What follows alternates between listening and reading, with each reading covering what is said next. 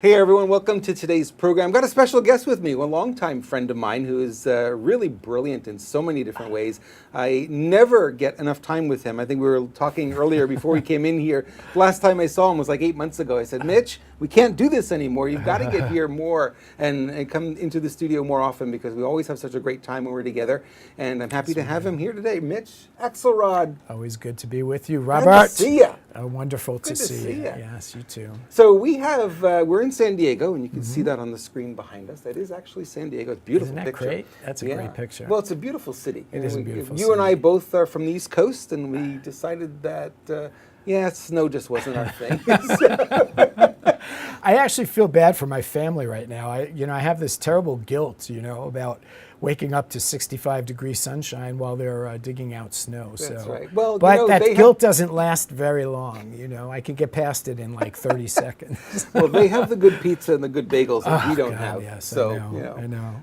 So true. So, it's good to be with you, as always. Yeah, glad to have you here in the studio. And, we don't do this enough, and we certainly need to get to doing it more often. You're bringing some great content to here. Yes. I'm really looking forward to this. I have not looked at your notes. You've been practicing a little bit backstage. It was really nice. And I just want to hear what you have to bring. 7 pillars of personal mastery. Yes, it's sort of a new thing, A new thing. I love that. A new thing. I get bored easily. I find I just celebrated my 40th business anniversary a few months ago. And I realized 100,000 hours I've spent over the past 40 years, self-employed. I haven't had a paycheck in 40 years. It feels like it. And so I'm sort of like, I'm always stimulated by curiosity. And it's funny because a lot of my friends right now are talking about retirement. They're coming to that age of retirement. And for the past couple of years, I've sort of been out of the mainstream, tending to family matters and family members and such. And people are saying, hey, Mitch, where are you? I haven't seen you, haven't heard from you. It's 8 months since I've seen Robert. I feel the same way. It's been a long time. But you were not in San Diego for a large part of the summer. So you have an excuse. No, I do. I've been back and forth in Jersey and family and stuff. Yeah. But, and what's funny is the first thing people think is, hey, are you retired? And it's like, me retired? I'm coming out with a quote book next year. Well, this year, whatever year it is. And one of the quotes is, don't think retirement, think rehirement. Because I don't want to retire. I think that whole idea of retirement is sort of an anachronism, to another time and space. So I feel like I'm getting my second wind, So I'm looking ahead to the next 40. And saying, how can I continue to contribute? I don't think curiosity retires. I don't think that contribution retires. I'm still curious. I still have a contribution to make. So I decided, I'm going to start creating some new programs and starting to let people know, because I've been really sort of quiet. I don't share very much. So I'm here today talk about these 7 pillars because I've been thinking a lot about over the past 40 years, what has really contributed to my life, okay? Not just my success. Everybody wants to talk about success. And I don't mind talking about success, but today I'd really like to talk more about you and about life. And so I sat down and I started thinking, okay, well, what are the pillars? What are the things that you build nice and tall and strong that, when things aren't going well, you can always fall back on? And when things are going well, they stand strong and they stand tall. And I came up with 7. 7's sort of a magic number. And so I want to just sort of share some of these 7 pillars and some of the insights I've gotten over the years about how each of these could really help you build your own personal mastery. So that's sort of what I have in mind for today. Well, that's good. I like that. I like the idea of having the 7 pillars. Obviously, family's going to be part of that. And, I could guess, but I'm not going to guess. I'm going to let you carry the presentation because... Well, it's funny that you would think that would be a pillar, but I'm not thinking in terms of outside of you. I'm thinking in terms of just you, all right? So let's get right into the first pillar because I think it'll sort of set the tone here. And for me... the number 1 pillar, the foundational pillar that sort of provides strength and cement for the rest is to know yourself. All right, know yourself. Now, I spent the last 40 years in business, But a good chunk of the time I spend is in personal growth, understanding myself, all right? Because you can understand everything in the external world, but if you don't really know yourself and you don't know what you're about and who you are and what you are, 25 years ago, I was introduced to a science called axiology. You and I have talked about this a couple of times. And axiology is the science of human values. And basically, it's a three-dimensional model, all right? And we have this amazing instrument, and in 15 minutes, we can tell you exactly how this thing up here works, all right? When you think about what you think about, you know what you think about. You can tell me what you're thinking, but can you tell me how you're thinking? And this was such a revelation for me, because when I was introduced to this 25 years ago, I'd never really understood this mechanism up here. And was there a way I could figure out how I think? And yes, there is a way. You can figure it out. And we can actually measure three things we call your ABCs, right? And this is really important because A stands for attention, B stands for bias, and C stands for clarity, okay? So that's what we can measure. But let's talk about these just in everyday format where you're looking at ABC, attention, bias, and clarity, and seeing how does that affect your ability to really see what's in the world. Mm-hmm. So attention is where you look. So I shift my attention, now I'm looking at you. Or I can shift my attention, look over here, okay? So attention is where you look. Now here's a funny thing about attention. A lot of times we're paying attention to things that don't really give us value. Oh, all day long, right? Right? Called social media. Social media, there's one of them. And if you start to pay attention to what you pay attention to, consciously, you would be absolutely astounded. All right, so like for one day, just sit down and pay attention to what you pay attention to and write notes, okay? Because often, and we know this from our research and all the profiles that we run using this science, is that about 70% of us, actually, when we pay attention to ourselves, we undervalue. We look for what's missing. We look for what's wrong. We look for what's broken. We look for what's not enough, okay? And so when you start So what you're saying is we're properly trained, because that's what society trains us to do. Yes, sadly. So we're well trained. Sadly, yeah. Conditioning. Don Miguel Ruiz, in his great book, The Four Agreements, he calls it domestication. Okay, from early on, we're conditioned to look at what other people tell us to look at. And so the critical thing about attention is when you start to pay attention to what you pay attention to, you start to recognize how much of your attention is distracted from the things that really matter to you. Okay, and that's the first thing. B is for bias. Okay, bias is a very funny sort of characteristic. We all have it. All right, so it's not about like getting rid of your biases. It's really more knowing what your biases are. Oh, good. One more thing I don't have to worry about getting rid of. Yes, I know. I appreciate that. I spent so many years trying to think I had to get rid of stuff, you know, and much of the time it's really just rediscovering what's already here. You know, I call it the Michelangelo effect. People used to say, Mitch, what do you do? What do you do? You know, which is the question I hate most. What do you do? And so one day I said, you know, I'm Michelangelo. And they looked at me like I was off my rocker. And I said, yeah, I helped chip away the marble you've built up to find your David inside. You know, it's kind of tongue-in-cheek. Right. It didn't tell him what I really did. You know, oh, that's really fantastic. How do you do that? You know, so bias. I happen to have a chisel in my back pocket. I always carry one with me. You should always carry a chisel with you because you never know when you have something that you have to chisel away. And so bias, right? We all have a bias toward how we look at things. So bias is how do we look at things? Mm-hmm. Now, you could probably think about one of your biases, all right? I'll give you one. 25 years ago or 30 years ago when I started consulting training full-time, I worked exclusively with companies, big companies. That was my bias.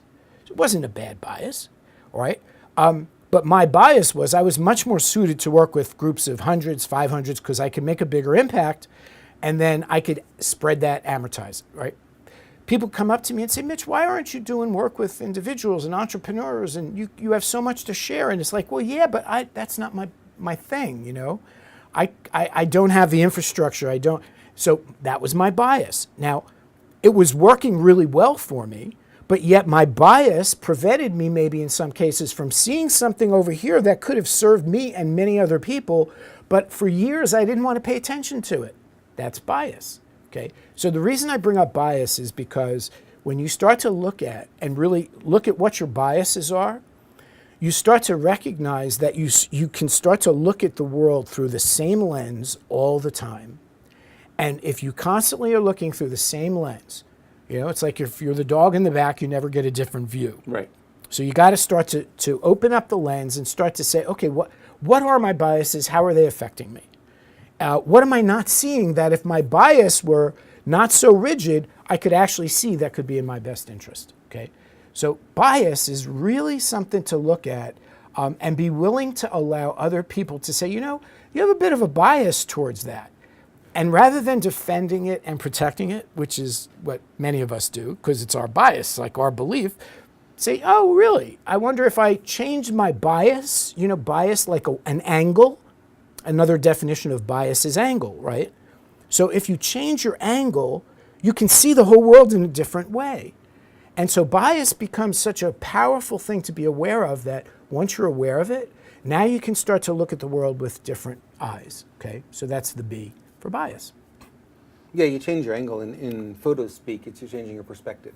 Yes. And when you change the perspective, the relationship between objects changes. Yes. So it changes dramatically sometimes, and it's like, wow, I thought that building was right there, but then you move over and it's like, oh, there's a whole lake in between it, but I didn't see it. Yeah. So you change the angle, you change your perspective a little bit, and things completely change. So good point. Yeah, and in Good point. pictures, I'm not a photographer, I know you're great. Sometimes you see a photo and you think the building is right behind somebody because of the angle of the photo, and then when they take a different photo from a different angle, the building is miles away. Yeah. Okay, so bias. So the third one, ABC, and this is the most important, okay, and it's the one that trips us up most, is clarity.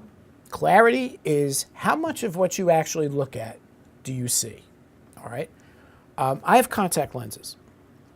If I were to take my lenses out, I could not see much past 20 feet with any clarity, all right? I pop them in, corrective lenses, when the eye doctor goes, this one or this one? Which one looks better? And then you get to that perfect clarity, and that's it. Okay, well now in everyday life, clarity is essentially the guiding light. It's how much of life's movie screen can you see? And now when you put these three together, A, B, C, and you start to recognize that if I'm paying attention to things that don't pay off for me because I think I have to or should, if my bias is such that I'm not able to really see from different angles, all right, and I'm stuck on one angle habitually, and let's say my clarity is diminished, right? I'm at night, I take my lenses out and I can't see in front of me. Now you start to see why people get tripped up.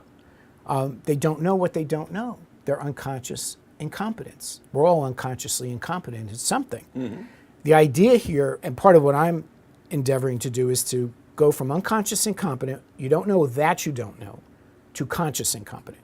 Now you know that you don't know. And conscious incompetent is power. It's actually the pivot point for breakthrough. Yeah. Because until you become conscious of what you were prior unconscious, you can't create a conscious response, all right? And you tend to fall into the same habit pattern. And then once you understand your conscious incompetence, now you can work on that and develop it. So A, B, C, the more you pay attention to what you pay attention to, the more you understand your biases, the better your clarity. And when you don't have clarity, be humble enough to ask somebody else, hey, I can't see everything. Can you help me see some things? One of the things I do for a living is I help people see that which they can't see themselves, okay? So know yourself, A, B, C, attention, bias, and clarity. When you become aware of those three things, life can change in amazing ways. So that's sort of the first pillar. Know So yourself. we're talking about pillar number one, and you can kind of, if you want to go for the people who are visual, you can visualize a pillar and visualize three segments of it. Does that make sense? Yes. Yeah. Attention, bias, and clarity all make up that same pillar, right? Now, let me just make one more comment about this. Beliefs, okay? We all have beliefs, and I read a quote about 10 years ago. It's become part of everything I teach, all right, and everything I do and everybody I talk to because it knocked me off my chair. Robert Oxtenbolt was a screenwriter for Lawrence of Arabia and Man for All Seasons, old movies. Mm-hmm. when we were growing up, a 2-time Academy Award winner, okay? He says, belief is not merely an idea the mind possesses. Belief is an idea that possesses the mind, okay? I don't know, one brilliant guy, Socrates, or one of those guys from back then once said, people don't have ideas. No, they have beliefs. Ideas have people. Yeah. People don't have ideas. You could say that, yeah. Ideas have people. Yeah. Okay. Brilliant. Which is directly related to beliefs. You know, do you possess your beliefs or do your beliefs possess you? Okay. And when I heard this quote, I was knocked off my chair. I start writing down my beliefs, but not from the typical point of view. I went through the list and I said, who possesses who? Do I own that belief or does that belief own me? And here's how you know the difference. Very simple. If you can challenge your belief, if you can question it, if you can laugh at it, if you can have other people criticize it, then you own it, you possess it. But if you have a belief that possesses you, you become defensive and protective of that belief. Mm-hmm. Now, all of a sudden, if somebody comes along and challenges it, you want to fight, all right? Or you want to defend and protect, yeah, right? Exactly, yeah. If somebody comes along and laughs at your belief, you take it personally because that's your belief, right. Okay? And so when I heard this, I recognized a really profound distinction. And this is true in business, and I talk about this in business relative to customers, but I'm going to talk about it here in terms of personal mastery. And when I began to really exercise this on a conscious level, everything changed. So here it is. When given the choice to obey your own beliefs, your own rules, and your own thinking, or love and serve yourself, love and serve yourself. Meaning, here's how you can actually test if your belief has value. Is it loving and serving you? Because if your belief is not loving and serving you, why do you hang on to it? It's just a belief. Somebody told you to hang on to it. So my test for belief, possessing me or me possessing it, is can I let go of it? Can I replace it? Can I laugh at it? And can I recognize that if that belief is not loving and serving me, then it's imperative that I let go of it, because eventually that belief will dictate my life in every aspect of my life. And I will alienate people I love, people I care about, because I get into a battle of beliefs. And you can see that happening in the country for the past 2 years. It's been like, boom, ba-boom, ba-boom, families fighting over beliefs in politics. And so part of what I'm trying to do is get people to elevate to the higher levels of value, all right? And the last thing I'll say is love and serve are higher values than obey. So when given the choice to obey your own beliefs or love and serve yourself, love and serve yourself. Yeah. But we're seeing a lot of that on social media. You want to know whether the belief possesses you or you possess it, put it on social media. When people start hammering you, how do you feel about that? Is it something you get defensive about? And you see it does break up relationships. It's breaking up marriages. Yes. It's cracking families. And people, I saw a post yesterday. I've known this guy for 20 years. He's my best friend. And I just can't believe that he believes this about, politics. Yeah. And it's like, he can't be my friend anymore. Yeah. Really? After 20 years? Well, Give me a break. this value hierarchy, which is so profoundly powerful, that when people begin to realize that their beliefs are the third lowest rung on the hierarchy, that people are more valuable than things, and people and things are more valuable than ideas. And when people get that, they stop letting their ideas and beliefs get in the way of getting things done, accomplishing things, and loving people. And I've seen people stop loving people over their beliefs, and I can't believe it. It's like, okay, did you really love that? I mean, really? So when you know yourself and you begin to see that you limit yourself by your own attention, bias, and clarity, now you can sort of free yourself. And so that's pillar number one, is to know yourself. Excellent. All right, shall we move on to pillar number two? Pillar number two. We're building this really great visual for people. So Good. Pillar number two. Pillar number two is align yourself. Okay. About 30 years ago, I came up with a model for me. Almost everything I do for me. All right. And then I share it with others. All right. Because I figure if I need it, probably somebody else needs it too. Not everybody needs it, but maybe somebody else. Does, yeah. So I came up with what I call the pyramid of performance. Okay, pyramid. And on the bottom left is mindset. On the bottom right is motivation, and then methods at the top.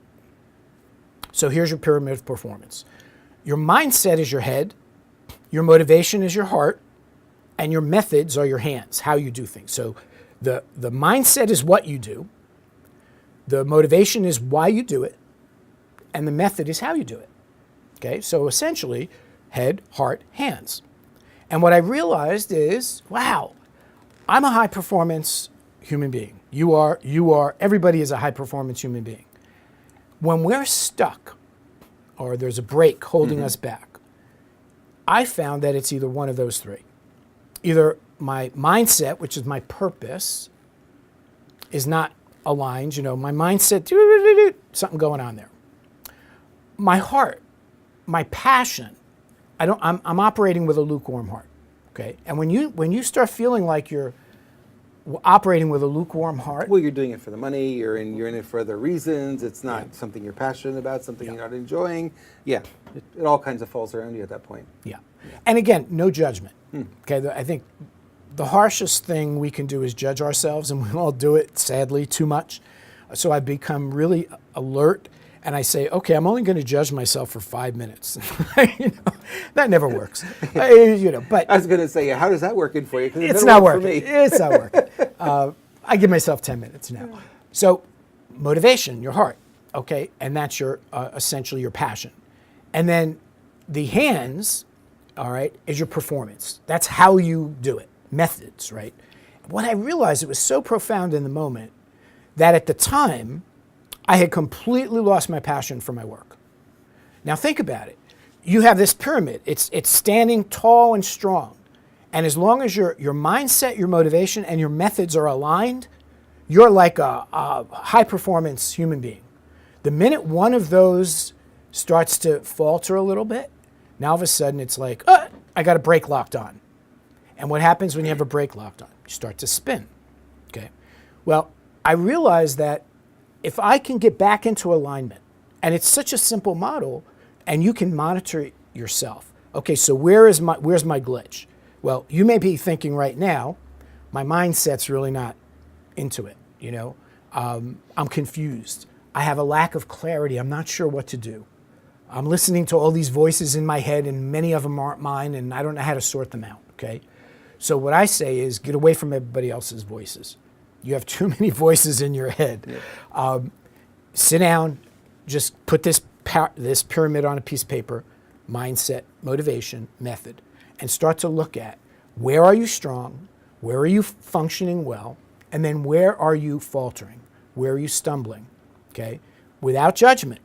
And so chances are good it's one or more of those three areas, mindset, motivation, or method. Now, if it's mindset and motivation, which is the sort of the foundation of your pyramid, does it really matter how many great methods you have if you sort of don't care, you're lukewarm, you're not passionate, and you really have no purpose, your head's not into it, and so we're very often, we focus on the how-tos, right? We go to seminars, we teach people. Oh, all day long. I mean, that's when somebody contacts me and they want to do coaching, it's always about how do I do this, how do I do this, how do I do this?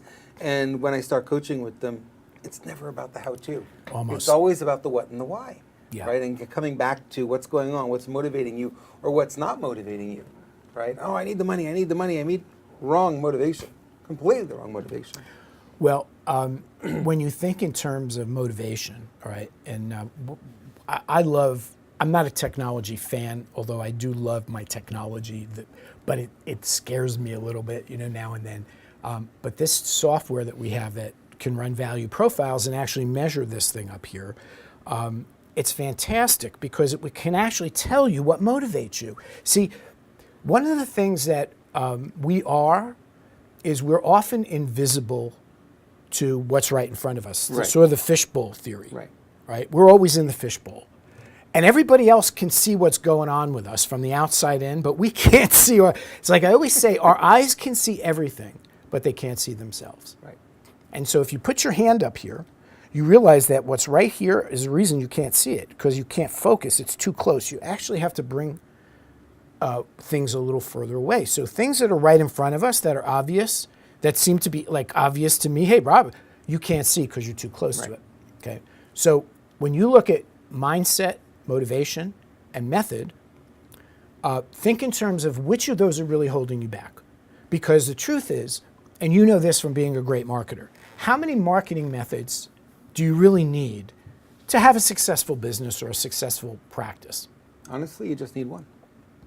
Right? Yeah. If you found the one that really worked, you don't need 100. But you can make any of them work. That's the trick to it. A lot of people miss is you don't need 50. Yeah. And people think, oh, I need this one, I need this, I need this seminar, I need this program. And no, pick one, any one.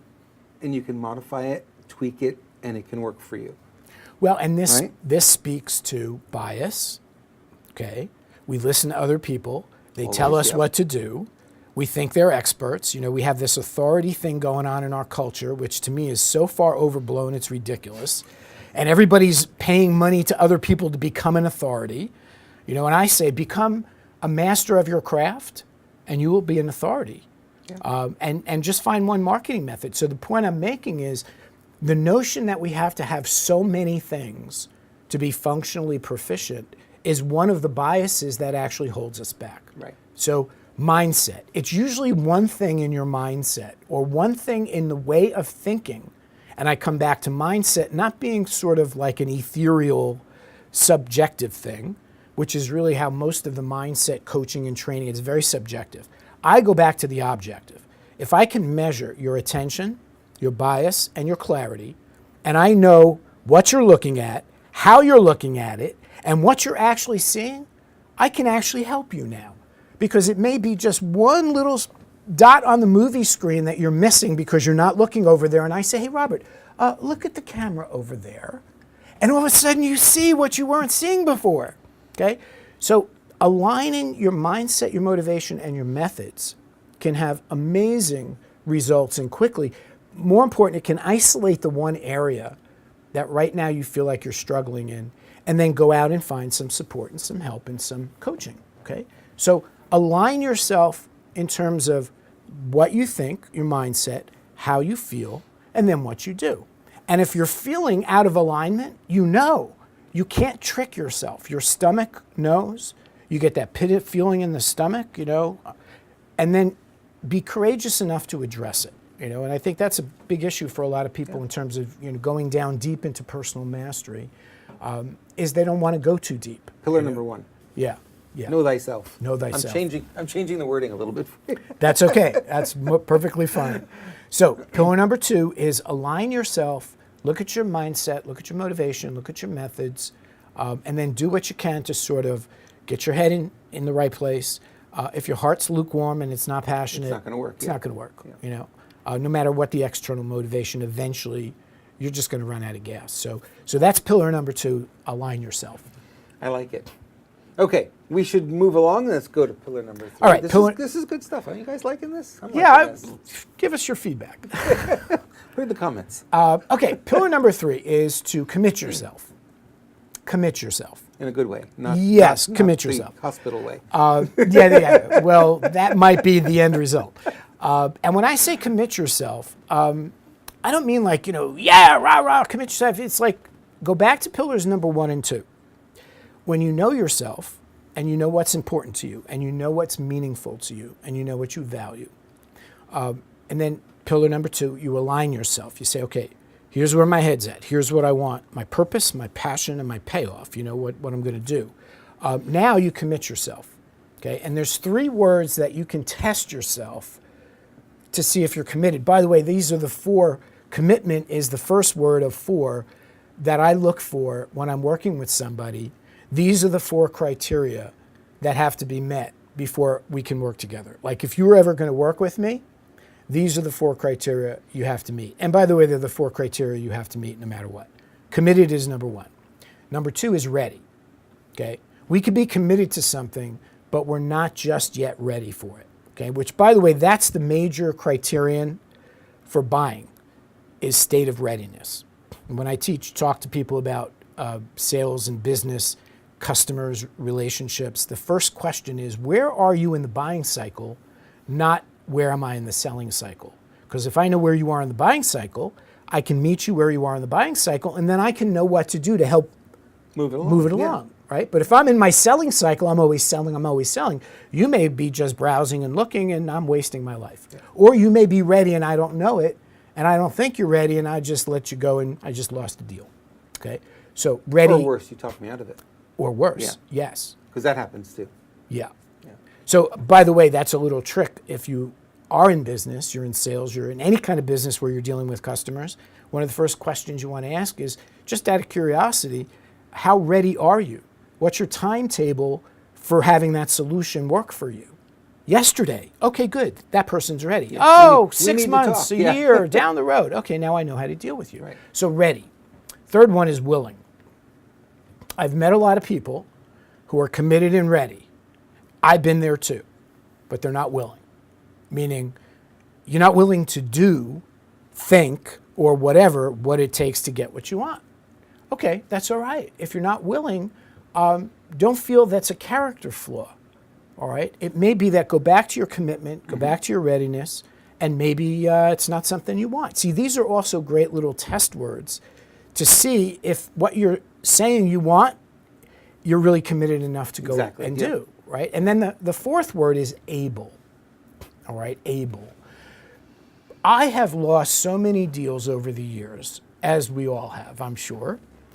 And one of the reasons I've lost deals, we've all lost deals, business opportunities, career pet, whatever, because the other person or the situation, they were not able.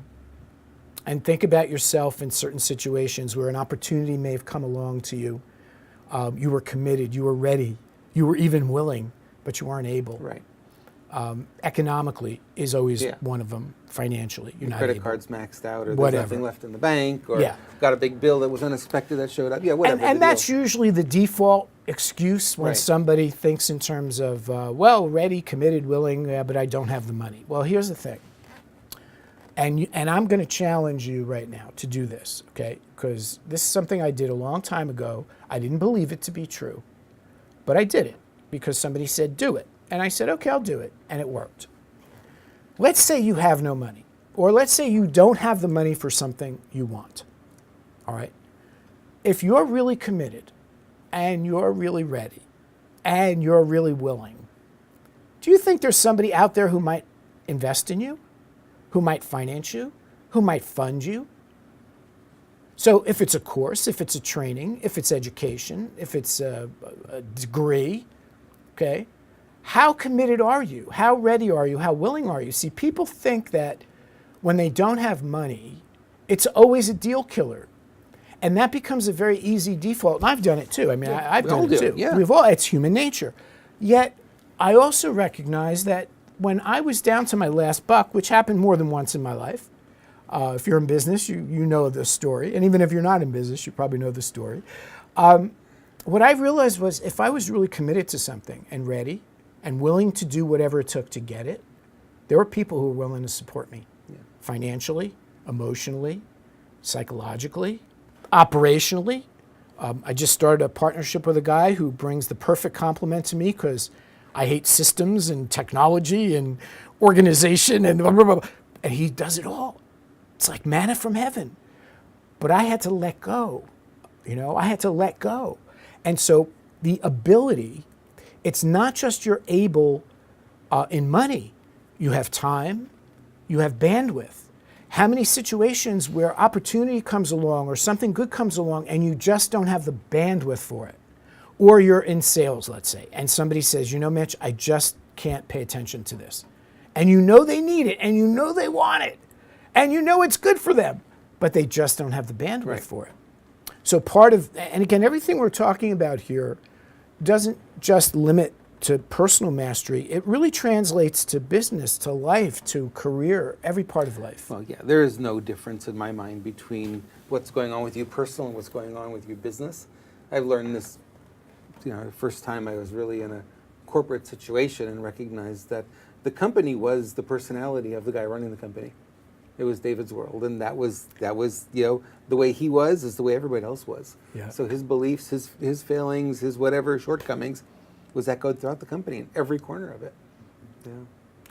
Yeah. No separation. You think there is, but there's not. I know, and it's more and more now.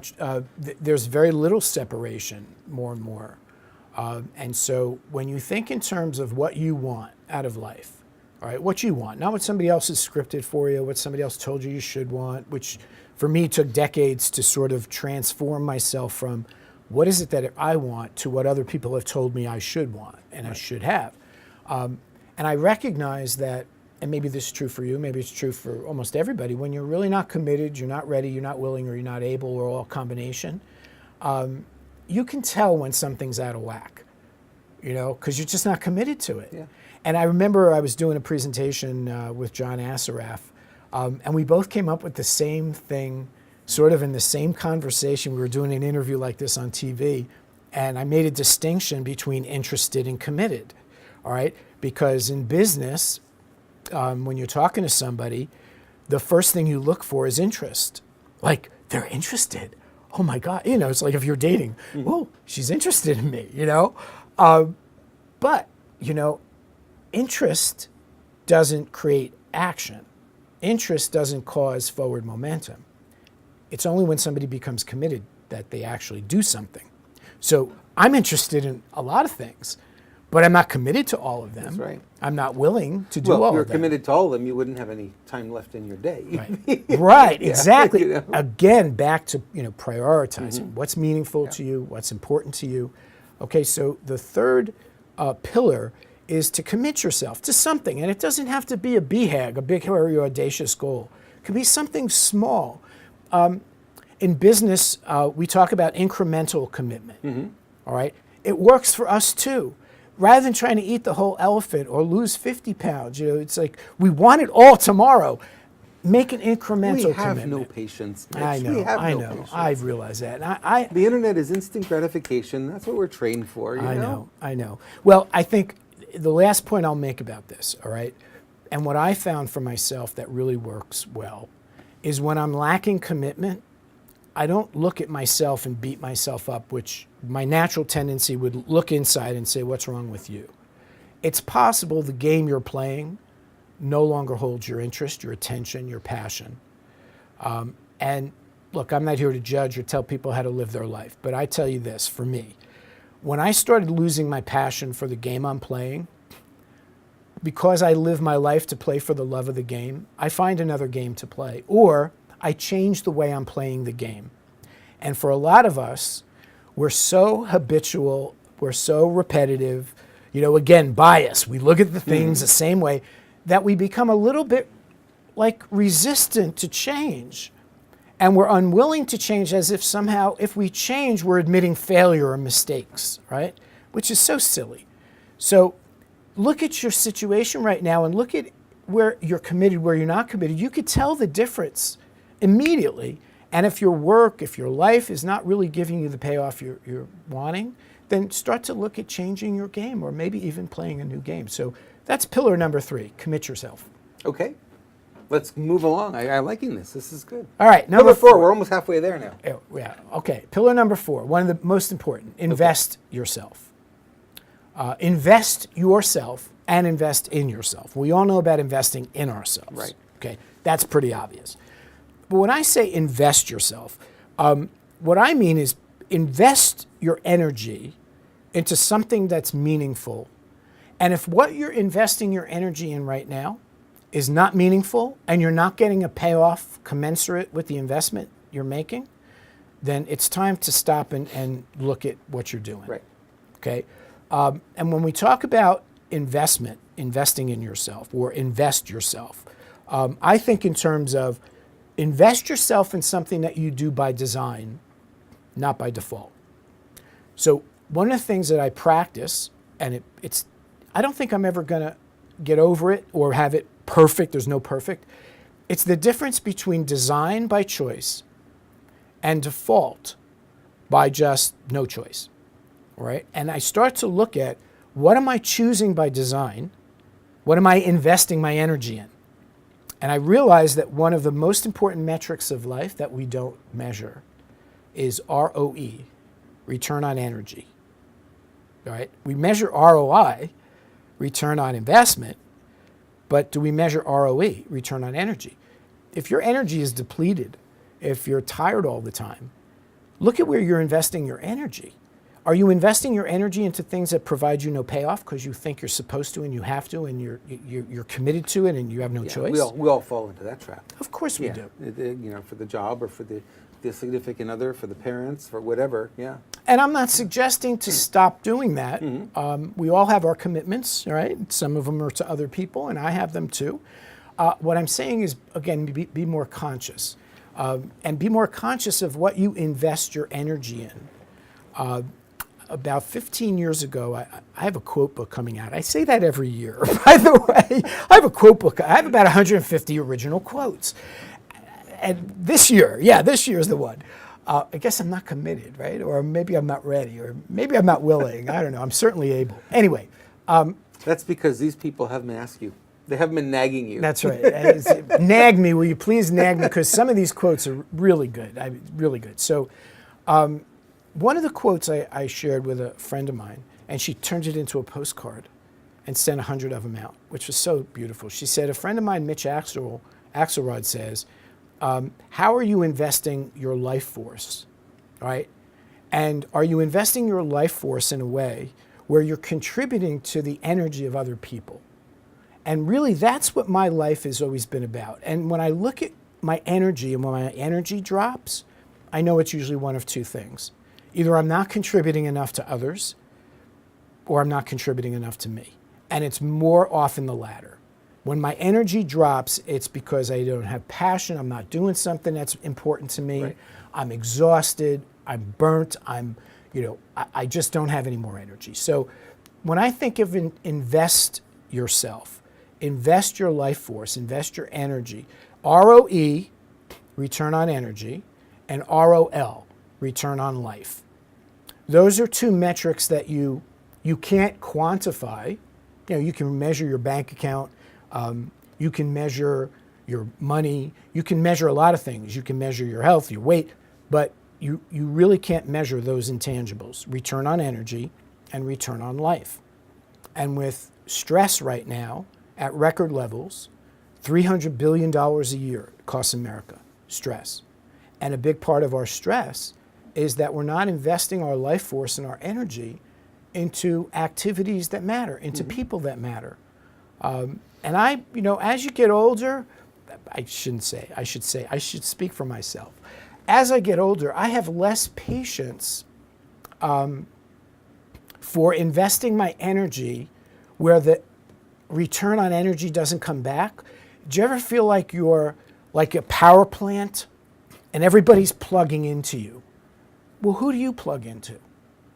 I don't plug into too many people. I got to start plugging into more people. A lot of people plug into me. I have abundant energy. But when that energy supply drops, you've got to start plugging into other people. Yeah, absolutely. So who is in your circle of influence? Who's in your close circle where no matter what happens, you could plug in and get some of that energy back? And so one of the ways you can determine, in my opinion, is look around the people that are in your life. Are they energy depleters, all right, or are they energy suppliers? Oh, let's see. I think the depleters is going to be the bigger list, personally. I started to shave some of those people off my list, and I'm sorry to say some of them were in my family and friends, and I don't stop loving anybody. I love the people I love no matter what. But I do know that you need to spend less time with people. If you're an energy source and people are plugging in all the time, and you don't have a way to recharge, it's just eventually you're going to run out of life force. Right. You go as far as you go. And then what happens with a lot of people is when they get too depleted, they turn to drugs, alcohol, addictions of whatever kind, video games, gambling, whatnot. They turn to those things to kind of refill. Doesn't work. Doesn't replenish. You got to replenish with other people. Yes, very important. Yeah, and we talk a lot about relationship too. You and I have a lot of conversation about relationship, and I was listening to Marissa Peer. I don't know if you know her. She's a therapist up in Los Angeles. I think she's based now. And she was talking about if you have a relationship with someone and the relationship's out of balance. In other words, one person is draining all the energy and one person's providing it, guaranteed that relationship fails. It's just a question of when. Yeah. How much more depletion will this guy have before the relationship will fail? And it breeds resentment Without a doubt. down the road. Yeah, which without a is doubt. the thing. People don't realize that, I'm going to keep giving, I'm going to keep giving, I'm going to keep giving. Coaches do this all the time. I did it. When I first got into coaching, I gave until I had nothing left. And you get depleted, and what do you have then? Then you're useless. Put your air mask on first. Remember they tell you that? I know, and it is, part of this is cultural, obviously. Makes sense. Conditioning. Yeah. But again, all these pillars sort of work in harmony. And so when you're not paying attention to your own energy, or let's say your bias is, you have a bias, you have a belief. I have to give, I have to give, I have to give first. And it doesn't matter if I get back, okay? That's just a belief, all right? And the reality is that there's a part of that is really out of balance and out of whack. And when we run profiles and we actually measure empathy and self-esteem, what's amazing to me is almost across the board, 60 to 70% of us are empathetic to other people, but less than 1/3 of us are empathetic to ourselves. Wow. That's incredible. Yeah. Right? So people ask me all the time, empathy, empathy, empathy. Oh, that's easy because I can be empathetic to other people. How good are you treating yourself? So when people start talking about self-esteem and self-worth and self-value, That's at the core. Yeah. it's at the heart, it's the core of who you are. So here's what I had to come up with a way for people to sort of get away from this mishmash of self-esteem, self-worth, self-confidence, self-ideal, self-concept. It like, whoa, stop. Aren't they all the same? No, they're all different. Okay? So what is self-esteem? Here's what self-esteem is. Very simple. It's empathy turned inward. Empathy turned inward. So if you're empathetic to other people, if you're compassionate, and you know that because you know you're compassionate, you know you're empathetic, chances are good 2/3 of us are more empathetic to others than we are to ourselves. So why not turn that empathy inward? Why are we better to others than we are to ourselves? It's like a lifelong question I've been asking myself. And so I don't have the answer, but I do know the source. The source is we're inattentive to our own value. We diminish our own value. We compare ourselves to other people and our ideal self, who we think we are going to be one day when we're perfect, and we always come up short. Right? So one last thing I want to talk about here with Invest Yourself, and it has to do with something I call triangulation, which we've all heard of. But write these letters down, OPE, OPE. Other people's everything, okay? If you really are committed, if you are ready, if you are willing and you are able, and you're unable, let's say, okay, there's somebody here in the world who has what you need, okay? Guaranteed, unless what you want has never been created before and nobody's ever seen it before. Here's the irony. Everything you want, everything you desire, somebody else either has or can get for you. So you don't have to do it all by yourself. When I let go of this notion that my dad was a do-it-yourself. I would say, Dad, would you teach me how to do that? Can I? No, I'll do it myself. You got to learn how to do things yourself. If you're going to do it, you can finish the sentence. Do it yourself, you do it yourself. So I became independent. Nobody could do anything for me. Well, you know what? That's not a really good way to live. Not in an interdependent world. No. So It's a lot of shortcoming because you can only do so much. You only have so much energy and so many hours and so much time and so much resources. You're going to get as far as you're going to get, and that's it. yes. So one person is a rocket, and it goes up, and then when the fuel runs out, what happens? Right? Back down again. See that again and again. Yeah.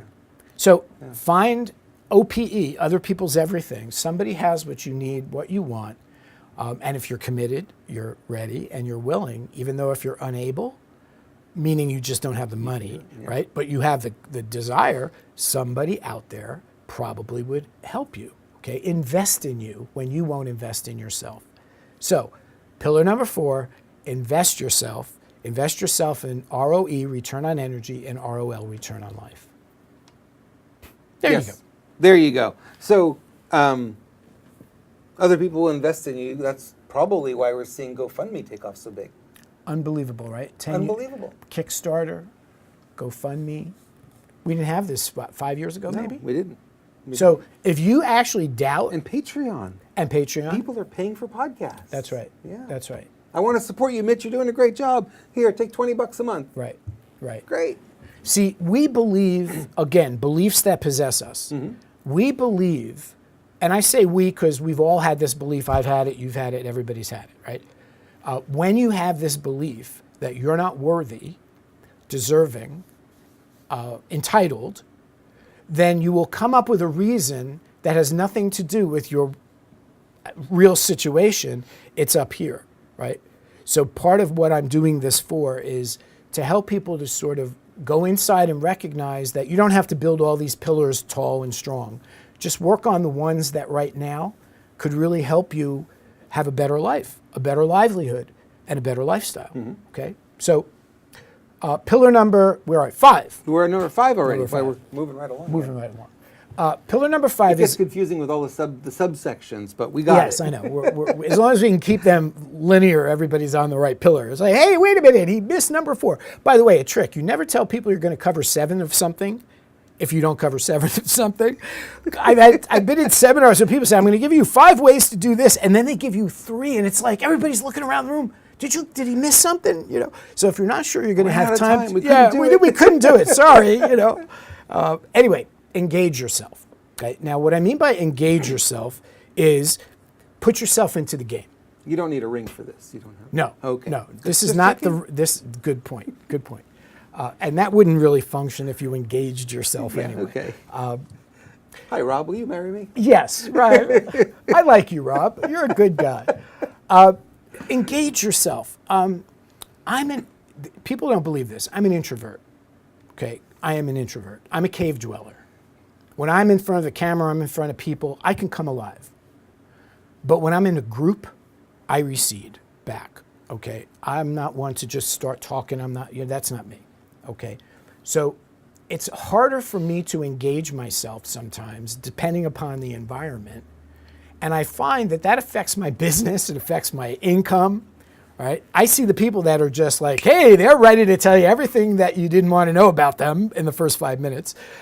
That's just not been me. I'm the youngest of 8 kids, so there was a lot of people that had to talk before I got to talk, you know, the pecking order, 8 of them, 7 of them. So what I mean by engage yourself is get in the game. I have a lot of fears, and I'm working on those. And we know there's only 2 fears we're born with. Yeah, spiders. Yeah, right? Creepy crawlers. Yeah. Right? So loud noises and falling. Those are the 2 fears we're born with. So every other fear we have is learned. And I've always been of the opinion if you can learn it, you can unlearn it, even if it's deeply, deeply conditioned and imprinted. Yep. So the thing about engage is, you know, it's like in high school, the dance, the girls are over there, the boys are over there, like, and nobody's in the middle, you know, nobody wants to step out into the dance floor. And I was certainly not the one. I was the corner guy. But to actually live life, you've got to engage. You've got to get on the playing field. And so whatever fear that's holding you back, probably most of the time it comes into something like, I don't want to look stupid. I don't want to appear foolish. People don't mind making mistakes. I find that people really have no problem making the mistake. It's when they have to, when other people see them make the mistake. That's when things get a little hairy. Yep. So engage yourself means stop planning and actually get on the field to play. So whatever you're not doing now that you want to do, that you're holding yourself back, that you know you want to engage, you want to step into the game, right? Ask yourself what's holding you back. You know, of course, the answer to this fear question, which is again, simplicity is the ultimate sophistication. Leonardo da Vinci. I wish I came up with those words. I just love them, and I model that. Because to me, simplicity is the ultimate sophistication. So the simple question of getting over fear is what's the worst that can happen?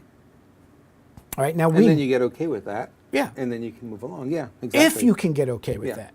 But public embarrassment, in a world where now all of a sudden, we talked a little bit earlier, shaming I never heard that word before.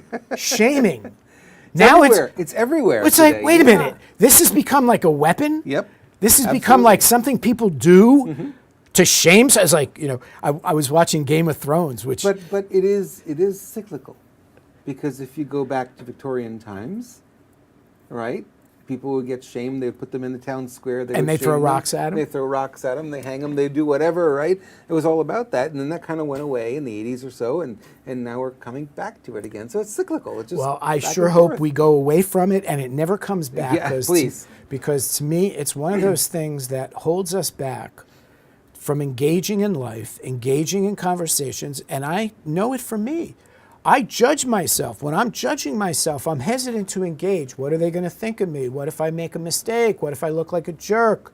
What if I got a big blotch on my face and it's coming and showing on the video? Whatever. We are so self-conscious of things, but we're not self-aware. All right, we're self-conscious. Like, do I not look good? But we're not self-aware in the respect of I don't care how I look. However I look is who I am, and if I'm okay with who I am, I don't care if I don't go out with my hair. It doesn't matter. And the people who really will love me and care about me, they accept me for who I am. So there's a lot of reasons why we don't engage, and I'm not here to sort of filter out each and every one of them. There's too many. But I would say that... That's the next presentation. It's called 66 Pillars to Why You Can't Engage. Right. 66 Ways to Engage. There we go. That's a good one, Robert. Write that down. We'll have to come back with that. That's his next book. Yeah, and so 3 things, right, in terms of engagement. What's holding you back? Now, if what's holding you back is you're not prepared, meaning you're just not prepared to engage, that's a different story, okay? If you don't want to engage, great. Don't feel responsible or a need to engage. But if you really want to engage, and this has to do with every aspect of life, I don't even tell people what I do. It's really sad. I've had people who have just been hammering me for years. Why aren't you telling people? Why aren't you doing a video every day? Why aren't you doing 5? It's like, okay, all right. I don't want to engage. I just don't want to engage. When I don't want to engage, well, I'm not going to engage. Not that way. I mean, that brings up a whole other set of issues. Yeah. But yeah. But there's a way I could do it that would work. My biases, right? Now, are you starting to see how these pillars start to, lean on each other, support each other, or they don't support each other and they're all moving in different directions, right? And there's no continuity here. So what I suggest is look at what's holding you back from engaging in whatever part of life it is, business, relationships, whatever. And then do a little trick, okay?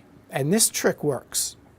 Say to yourself, you know what? I'm really afraid to engage, all right? And here's why. Now you've got it on the table. Now, wherever you are going to engage or with whom you are going to engage, go and say, Robert, I was really afraid and nervous about talking to you. I was, really. Just the admittance of that, just admitting that to somebody completely reduces your anxiety because now you've gotten it out. You got it out, yeah. Whatever that's holding, I've been hesitant, I'm afraid.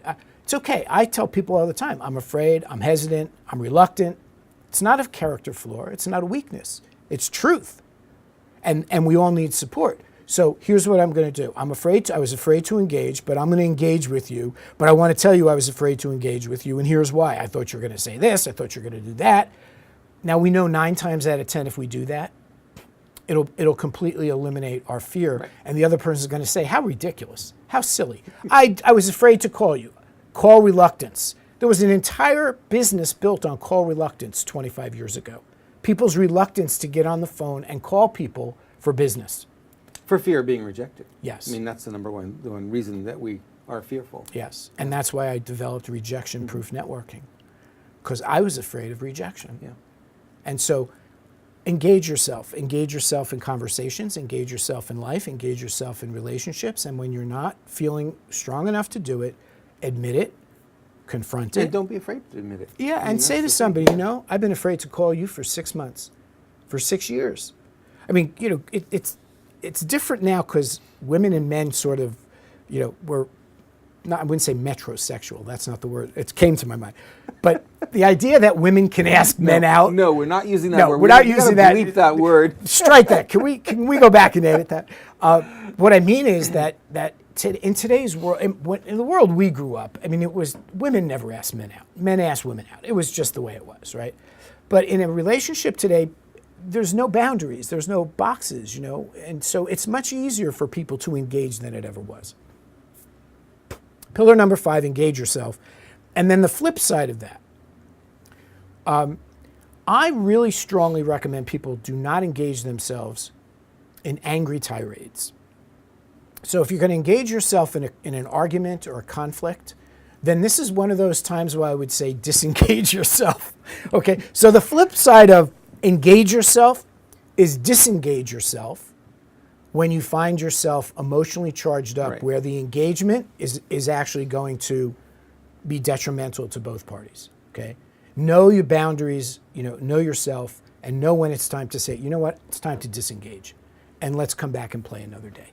So pillar number 5, engage yourself. Good stuff. Okay. All right, moving right along. Are you ready for number 6? I'm ready for number 6. Are they ready for number 6? How are we doing? Are we doing okay? Yeah, we're doing okay. Good. Where are we here? We're just over an hour. Okay, well, this is a good one. The last 2 are really important.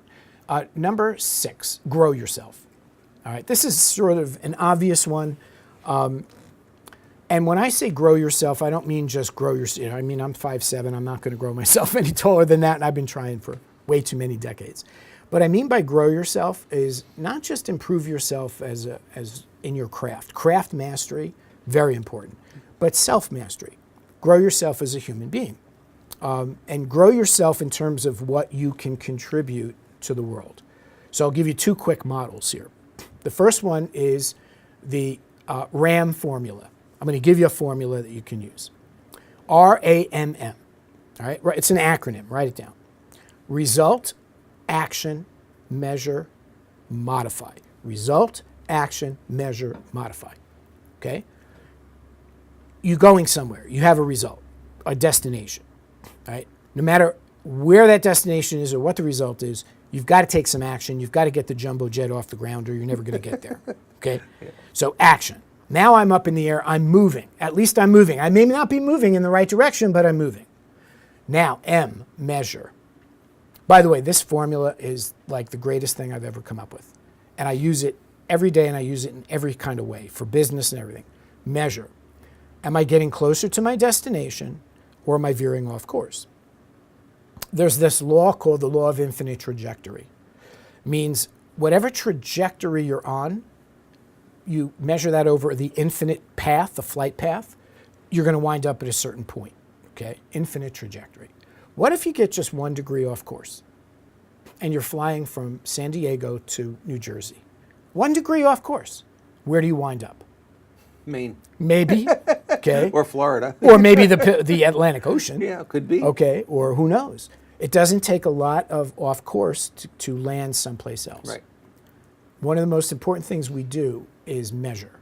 But very often we don't measure because we either don't want to know, we're afraid to find out, we don't know how. I mean, there's lots of reasons we don't measure. I'll correct you on that, because we do measure. The only measuring stick we use is our bank balance.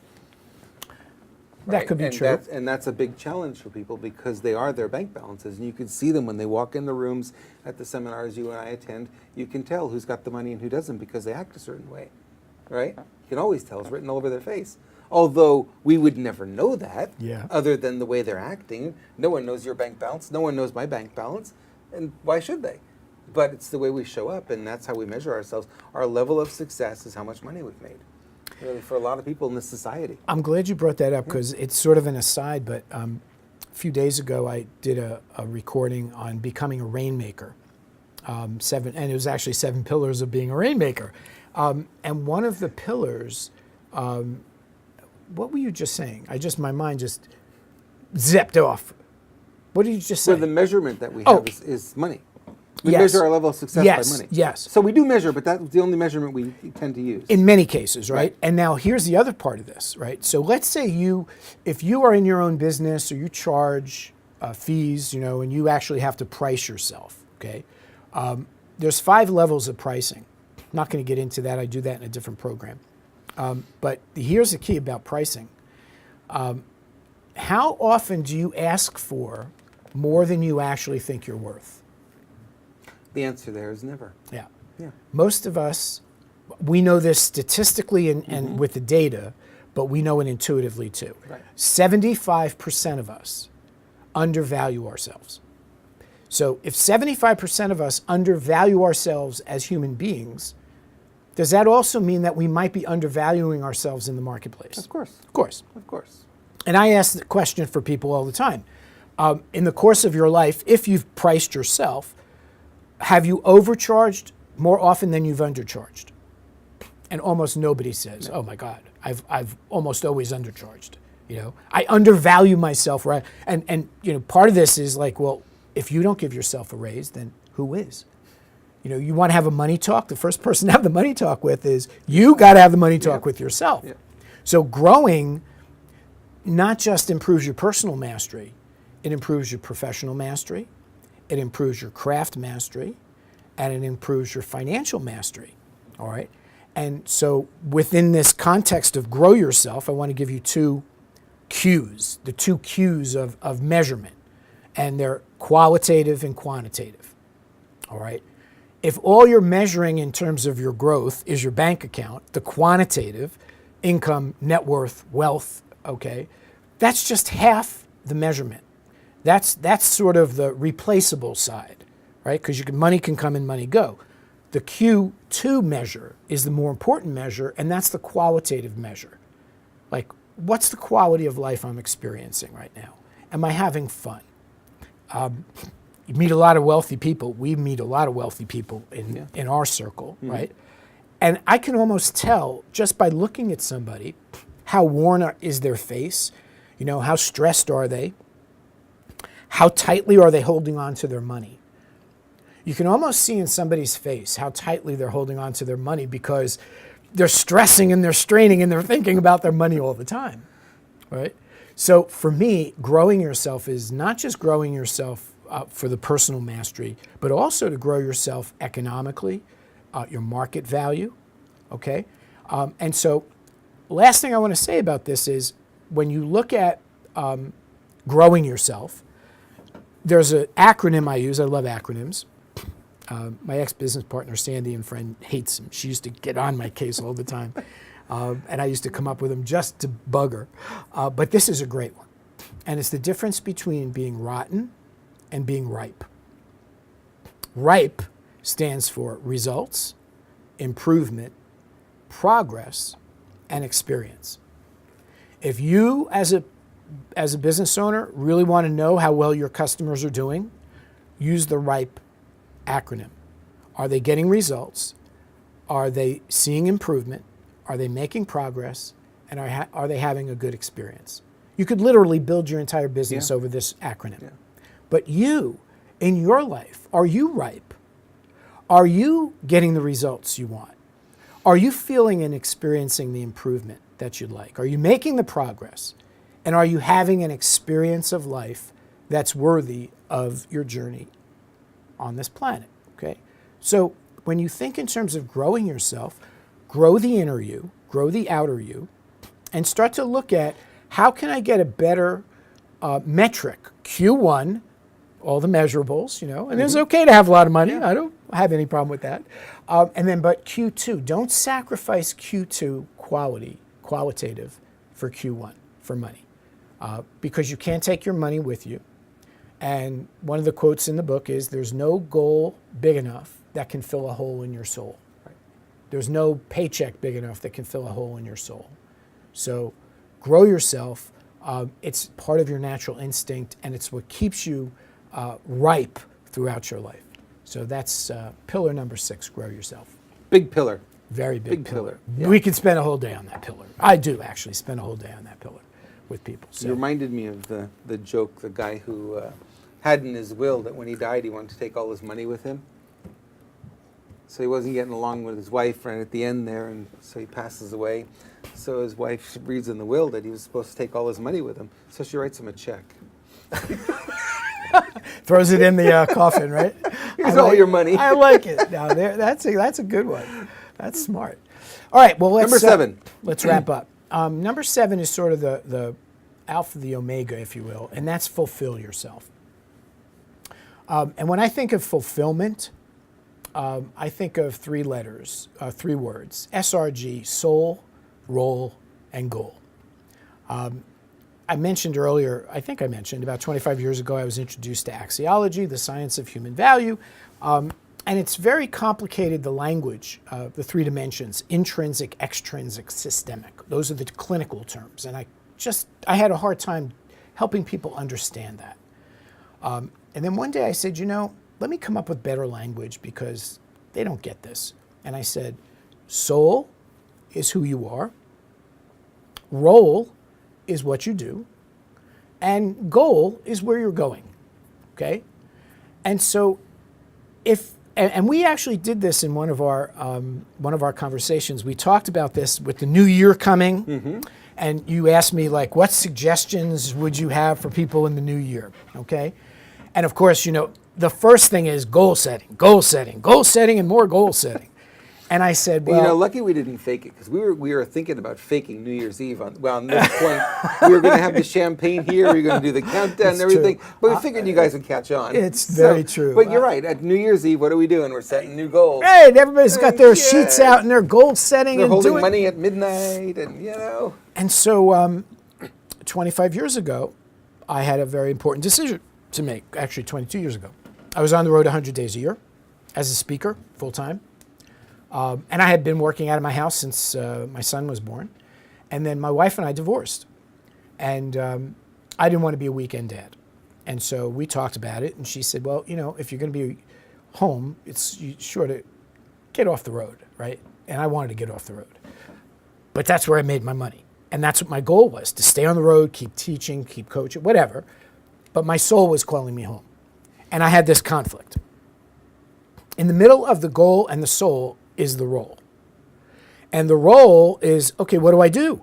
Do I stay on the road, pursue my goal, and ignore my soul or sacrifice my soul? Or do I listen to my soul and alter my goal? Okay. My soul was calling me home so loudly that I couldn't ignore it. And I said, okay, I'm going to go home. I'm going to stay home. So now I got my new role. Number 1, full-time stay-at-home dad. But I have to support 2 households now, not 1. So I have to have a role here in business owner, all right? Now, what do? Well, I had to change my goals because I could no longer accomplish the same things with the other 2 things. So here's what happened. And it changed my life, and since then it's changed the life of tens of thousands of people. It will change your life, guaranteed. And my ambition is to get this message out to people everywhere. I did my soul setting, and then my role setting, and then I did my goal setting. I said, what really matters to me in here, most of all? Be home with my son. With that, okay. Now, that's your role. Now, how can you do your role as a business owner so that you can stay home and raise your son? Change your goals. So I did my soul setting, then I did my role setting, I decided what I was going to do, and then I did my goal setting, and I said, okay, now my goal will be in alignment with my soul and my role. Mm-hmm. And all of a sudden, it's like these 3 circles that were floating independently, parts of me, all came together as one. And I recognized that our entire personal development foundation of starting with goal setting was upside down. And that's why so many people had goal frustration, role frustration, and soul frustration. 70% of us have goal frustration. You're not where you think you ought to be. Role frustration. I'm not doing what I like. I'm not doing what I enjoy. Worse, I don't like what I'm doing. And I think I have to. I have no other choice. And then that leads to soul frustration, which is I don't like myself. I don't feel like I'm fully expressing myself. I'm not living my script of my life. I'm living somebody else's script. And so I started to just completely live my life out of soul setting, role setting, and goal setting. And I realized that even if I don't get all my goals, because none of us get all of our goals by the time we pass on, I'm going to have a soulful and role-full life. And here's the irony. We wind up accomplishing as much or more, without sacrificing our soul or our role.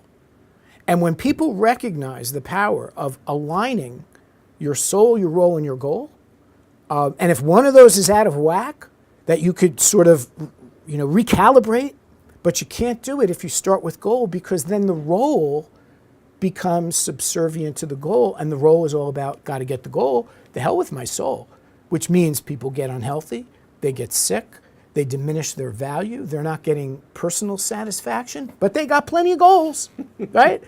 And meanwhile, their role is suffering, stress, dissatisfaction, lack of fulfillment. So to me, fulfill yourself is sort of like the highest level of life in a way. Now I acknowledge, and I've been there too, Maslow's hierarchy, right? When you're in survival, you're not thinking fulfillment. No. You're not thinking self-actualization, right? Yet I don't necessarily see that where I would depart from Maslow is it's not a hierarchy, even though it is in a way. The way soul, role, goal works is like there's a circle here, your goal, and around that circle is your role, a bigger circle, and around that circle is your soul. So your goal and your role are all part of who you are. And the closer you can get those circles to be working together, the more fulfilled you're going to be, the happier you're going to be, the more pleasant you're going to be around, right?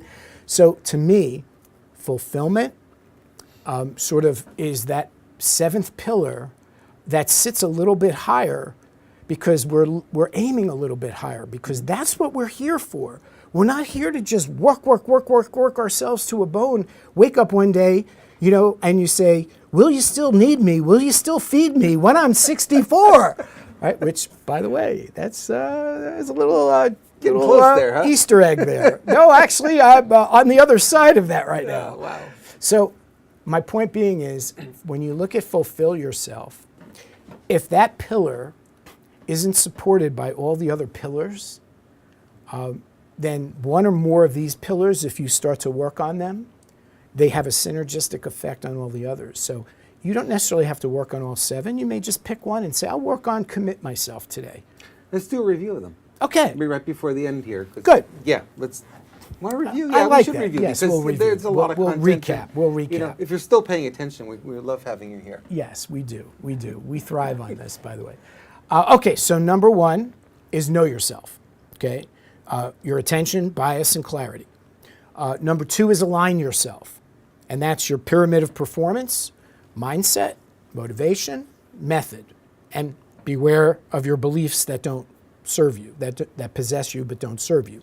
Number three, commit yourself. Find where you're ready, willing, and able.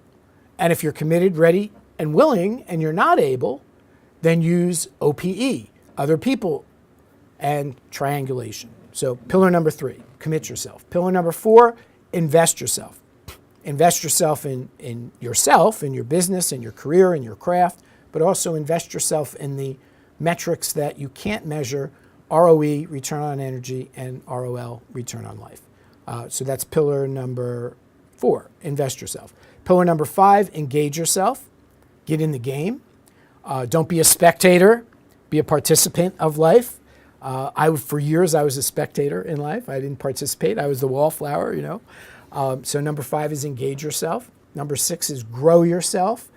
Grow yourself personally, professionally, craft. Grow yourself as a financial, economic person. Q1, Q2, money, measurables, Q1, quantitative, Q2, qualitative. And then finally, fulfill yourself. And that is do your best to align and live more fully in all three dimensions of soul, role, and goal. So Awesome. There you have the seven pillars. Awesome. There's the 7 pillars, and this was fun. Did you just cut us off? No, I didn't cut us off. Should I cut you off? No. I hit thought the button. you hit that button. I thought, did I just go on? Like, did we just cut off there? We're going live. No, we shouldn't do that, because we can go live. I would like to add one more thing, if I may. You may. I may. And I know we're going long. And that is sort of the connective tissue. All right. And the thing that I pride myself on, and I had to learn to do it, I think it's the master human skill. And that is listening. Listening. When I said a B, C, attention early on. A lot of what we pay attention to, we actually don't see. And a lot of people we pay attention to, we actually don't hear. All right. What I recognized early on in my life was that the most valuable thing I give to myself and that I give to other people is listening, empathic listening. So I said, okay, let me listen. But there's 4 different kinds of listening. I call it 4D listening. Ears, obvious. Okay, but yet we even don't hear half the stuff we hear. Yeah. But then there's the eyes. Okay, you know, they say the eyes are the windows to the world. And when I talk with somebody, I like to be able to look into their eyes because I like to be able to see their eyes. And their eyes can tell me so much. You know, not just the neurolinguistic part of it, where are their eyes going, but just the warmth of their eyes, the softness or the harshness. You know, you sometimes can tell a person's struggles from the way they look. Then there's the heart, right? The heart hears. And if you're listening because you're not thinking about what you're going to say next, which is what many of us do, and I've done it, you know, what am I going to say next? I can't really hear you because I'm thinking my script. That's right. Listen with your heart. That's empathy, compassion. One of the best ways you can sell somebody without selling somebody, because everybody hates to sell, and I wrote the new game of selling, so you know I have a good experience with this. Stop trying to sell them. Why don't you ask them to switch seats with you? Say, can I sit in your seat? Can I advocate for you? Can I see the world through your eyes? Can I put your hat on, walk in your shoes? Because if I can, then, and I can actually do that, not like fake it, but really do it, and then we switch back. And then I can advocate for you. You can advocate for me because we now understand each other. All right, that's really powerful to be able to switch seats. So the heart really can hear, and then the soul. You know, when I say the soul, I don't mean like some ethereal thing. Your intuition. Mm-hmm. A lot of the soul is listening for what's not said. Sometimes the most important things you want to hear is what's not being said. And we're so tuned in to try to hear what's being said that sometimes we don't hear what's not being said. And it's in the not unsaid. It's sort of like in music, you know, the space between the notes. That's what makes music. Mm-hmm. Yep. So in terms of the listening, the 4D listening, ears, eyes, heart, and soul, just try it. You know, just get out of your head long enough to really listen carefully to somebody. It'd be amazing how life changes. Yeah, it does change everything. Yeah, no question. Yeah. Absolutely. So that's sort of the connective tissue that ties everything all together in personal mastery. So nice having there you. you have it. It's always nice being having with you, This was Robert. good stuff. Thank you so much for sharing. I appreciate it. My pleasure. And I hope you got some notes and have taken some notes because I'm sure that there's a lot here we can all learn from. And I love the way you just made it so simple and compact. And here's a blue pill. Just take this, and it's right here in these 7 pillars. It is sort of like a blue pill, Yeah, or red pill. Depends on which color you prefer. So we can wrap up now, and I actually have one thing to wrap up with. I want to talk about the 5 steps from mystery to mastery. Okay, and you can actually write this acronym down. Acronyming He's to death. into acronyms. IRUIR. Okay, the first thing is impact. Impact means you learn something. You have to learn it. Okay, so today maybe you got impacted. Maybe one of the things that we talked about here had an impact on you, and wow, impact. But you know what? Within 48 hours, it's going to disappear. Unless you do the second step, which is repetition. Repetition is practice it. So take something we talked about today, one of the pillars, anyone, or a sub-pillar, and just practice it, use it. It's like anything else. You can't get a better body if you don't work it out. You can't get a better brain if you don't work it out. Okay, so impact, repetition, practice it. Then the next one, which is the critical one. And this is the one that actually converts you from theory to results, and that is utilization. You have to use it.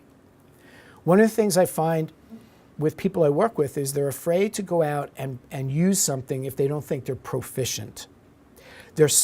We seem to be focused so much on our deficiencies that we don't allow our proficiencies to come out. So you've got to use it, use it, use it. The more you use it, the first time I spoke, I was horrendous. I was better the 10th time. I was better the 100th time. I would have never got to the 100th if I didn't get to the first and the 10th. The 4th step is where you go from conscious incompetent to conscious competent, and that is internalization. You use it, you use it, you use it. It's like driving a car. You don't think about driving a car. It's you're just doing it. Okay, you're competent, and so when you internalize something, now you sort of become it. Okay, and now you don't have to think about it. But there's a fifth step, and the fifth step is reinforcement. And reinforcement is your environment, the people you're around, and that's where it becomes you. Right? Now, if you think about something that you do unconsciously, you're unconsciously competent, you're really a master of it, you're not thinking about it. I think it was Ted Williams, the greatest hitter in the history of baseball, said you can't think and hit a baseball at the same time. Right? You just can't think and hit a baseball at the same time because you have 0.8 seconds to hit a baseball. You can't think that fast. So when you become a master of anything, you become unconsciously competent. You go even beyond becoming it, it becomes you. There's no distinction anymore between you and it. Okay? So whatever we've talked about today, whatever you're working on, whatever you're endeavoring to improve in whatever path to mastery you are, learn it, practice it, use it, okay? And then you'll internalize it, which means you'll become it. And then eventually you master it and it becomes you. Those are the 5 steps from mystery to mastery. Awesome. All right? Anything more? No, I'm done. You're done, okay. I'm complete. Are you complete? I hope you're complete. I think they are. Good. Well, thank you very much for having me. Thanks for being here. It's always Appreciate a pleasure, it. Robert. And hopefully you'll come back and do it again soon. I'll see you in another 8 months. Another 8 months. 8 months from now, we'll come back and we'll do another presentation. And thank you very much for hanging in there and engaging with us. We really appreciate it very much. All right. Thanks, everyone, for watching.